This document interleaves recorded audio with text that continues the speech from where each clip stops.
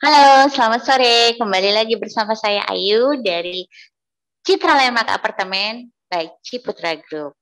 Saat ini saya akan membicarakan mengenai skill up jika aku menjadi. Di sini saya akan membahas jika aku menjadi seorang Bong Chandra. Siapa sih yang nggak kenal dengan Pak Bong Chandra? Nah, ia adalah saya akan memberi informasi mengenai sedikitnya tentang mengenai Bong Chandra.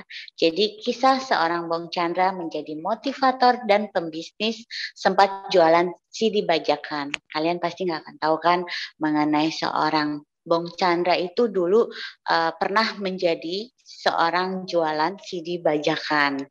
Nah, sebelum beliau ini sukses sampai sekarang ya. Jadi saya akan membicarakan mengenai ini Bong Chandra. Nah, untuk di slide pertama, menjadi profil orang sukses tentunya tidak didapat dengan cara yang instan. Ada serangkaian proses yang harus ditempuh jika ingin berada di puncak kejayaan. Bahkan banyak orang di luar sana yang tidak memiliki privilege, tapi biasa menciptakan kisah kesuksesannya sendiri. Nah, ini di slide kedua saya akan membicarakan mengenai kisah seorang Bong Chandra. Pak Bong Chandra itu mempunyai terbilang sukses. Dia mempunyai pabrik kue yang terbilang sukses, tapi siapa sangka nasib buruk menimpa keluarganya di usia Pak Chandra ini menginjak 12 tahun. Pabrik ayahnya mengalami kebangkrutan pada masa krisis moneter di tahun 1998. Bahkan akibat dari kebangkrutan yang dialami Pak Bong Chandra, ayahnya itu sempat menaruh papan dijual di rumahnya. Nah, hal ini diungkapkannya melalui video di kanal YouTube. Kemudian rumahnya itu banyak yang didatangin dengan orang penagih-penagih hutang atau debt collector lah semacam seperti itu. Kemudian menghadapi kondisi buruk tersebut membuat Chandra menjadi tumbuh di dalam hatinya itu gimana caranya untuk berkreatif menjadi anak yang bisa membantu orang tua. Nah, saat itu Pak Chandra itu di masa sulitnya itu dia bersekolah, kemudian dia bertahan untuk membeli seragam, buku, dan keperluan lainnya dengan cara berjualan. Nah, ia menjalankan berbagai macam seperti dia dagang parfum, kemudian dia dagang baju, hingga ia jualan CD bajakan. Kemudian karena ia suka berjualan di kampus, ada salah satu temannya melihat kegemaran Chandra yang satu itu, lalu temannya menawarkan Chandra untuk bergabung bisnis MLM. Saat itu Chandra tertarik dengan akhirnya menjajali pekerjaan itu. Dalam waktu setahun hingga 2 tahun, bisnis yang dijalankan Chandra lumayan sukses hingga perusahaan MLM-nya ini mengirimi Chandra ke Brunei Darussalam dan Filipina. Ia mulai aktif untuk menjadi pembicara di kelompok MLM tersebut. Nah, mulai dari 50 orang hingga 500 orang, kesibukan yang dijalani Chandra akhirnya membuat dirinya drop out dari kuliah di semester 3. Kemudian di slide ketiga, ya yang tadi saya bilang, Chandra melanjutkan kuliahnya juga harus menjual sepeda motor, kemudian ia juga masih berjualan ketika menempuh pendidikan di Universitas Bina Nusantara. Saat itu ya berjualan CD bajakan, lagu-lagu Jepang. Siapa sih yang nggak tahu Jepang, ya kan? Dulu tuh memang lagi hits-hitsnya itu lagu-lagu Jepang. Kemudian dia juga bajakan-bajakan itu, CD bajakan itu sampai temannya itu juga sempat menegur beliau untuk menjual CD bajakan itu dan sempat juga diejekin sama temannya. Kemudian di sini dibilang karena ia jurusan graphic design, banyak temannya yang suka dengan hal-hal berbau anime dan menjadikan peluang untuk Chandra mendapatkan pundi-pundi rupiah.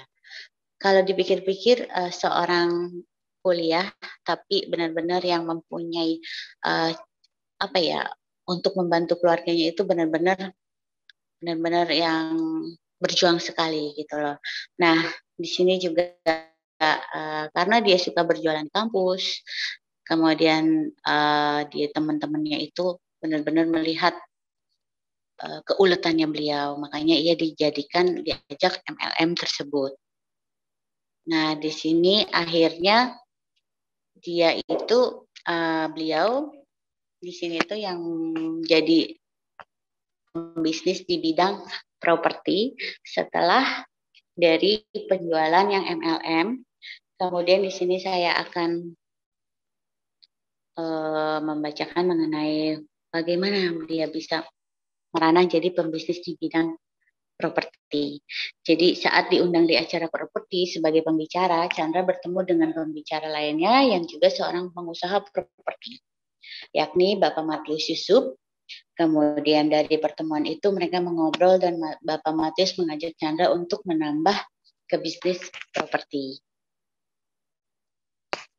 Nah, perusahaan waktu tersebut itu digunakan untuk reselling dan ternyata mereka tidak mengeluarkan uang untuk membayar cicilan tanah karena dalam waktu 6 bulan sudah menjual 80% tanah dan setahun berhasil menjual 100% tanah. Akhirnya jadilah perumahan pertama yang berhasil digarap oleh Trinity Land sebanyak 360 unit dengan nama Ubud Village yang letaknya itu di Karawaci.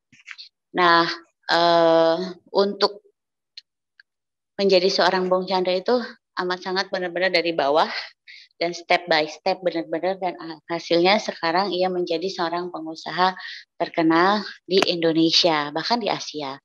Nah untuk ini mengapa saya mengambil jika aku menjadi Bong Chandra? Dari sini saya memetik kerja keras dan benar-benar saya melihat dari bionya beliau.